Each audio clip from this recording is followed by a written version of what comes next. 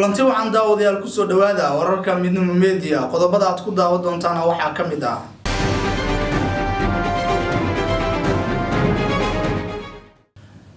la taliyaha madaxweynaha dowladda federaalka ee Soomaaliya ee arrimaha carabta iyo islaamka oo beeniyay war uu daabacay wargeyska Al Wadan ee ka soo baxay dalka Sacuudi Carabiya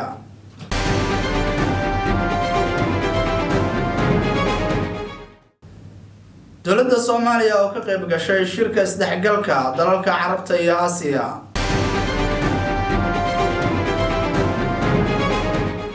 madaxweynaha Puntland oo la kulmay gudoomiyaha golaha shacabka Soomaaliya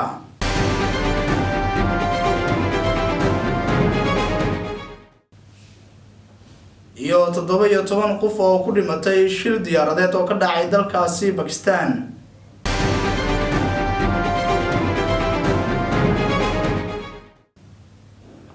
kuwaasi daawadayaal waxay ahaayeen qodobada wararka u door karoon haatan ku soo dhawaada wararkaasi oo faahfaahsan la taliyaha madaxweynaha dowladda federaalka ee Soomaaliya ee arrimaha carabta iyo islaamka ayaa beeniyay war uu daabacay wargeyska Al Wadan ee ka soo baxay dalkaasi Sacuudi Carabiya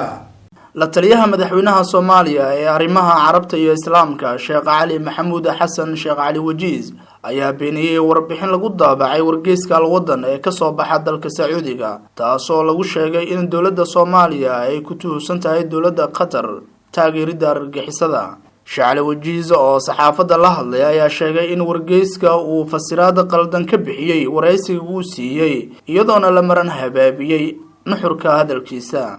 dowladda Soomaaliya ayaa ka qayb gashay shirka isdhexgalka dalalka carabta iyo Aasiya qodobkan waxa inoo faahfaahinaysaa Sagal Yuusuf Xaaji Sagal Cidoon mas'uuliyiin ka socda dowladda federaalka Soomaaliya iyo xubno matalaya ganacsatada Soomaaliyeed ayaa sanadkii labaad ka qayb galaya shir looga hadlayay xoojinta isdhexgalka xiriirka ganacsiga iyo maalgashiga wadamada carabta iyo Aasiya kulanka ayaa sidoo kale waxa ka qayb galaya xubno ka kala socda dowladaha carabta wadamada Aasiya ganacsato iyo maalgashadayaal ka kala socda wadamada caalamka iyadoo halkaasi lagu soo bandhigay fursado muhiim u ah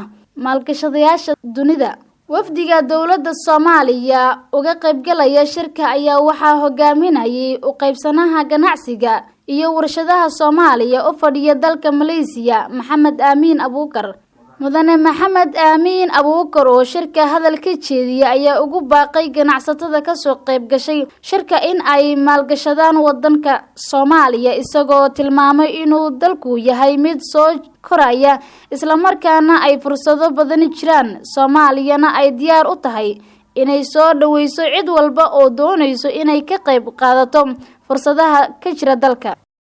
madaxweynaha maamulka Puntland ayaa la kulmay gudoomiyaha golaha shacabka Soomaaliya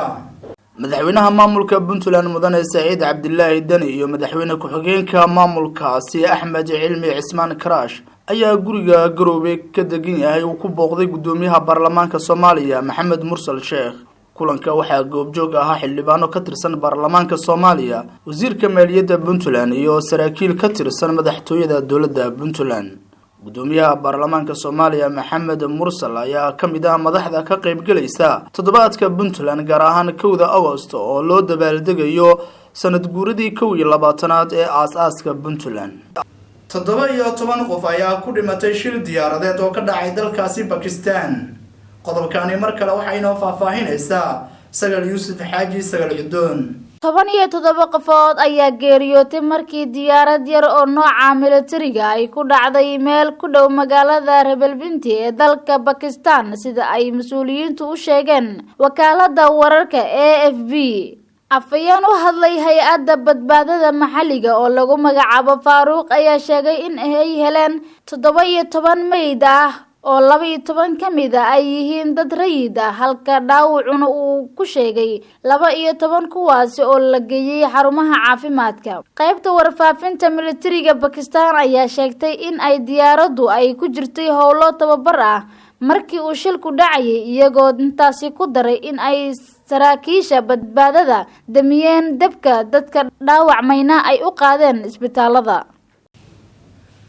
guud ahaan daawadayaal inta ayaan kusoo gabagabaynaynaa war wixii dal iyo daafaha caalamkii naga soo gaaray oo aad kala socoteen Midnimo Media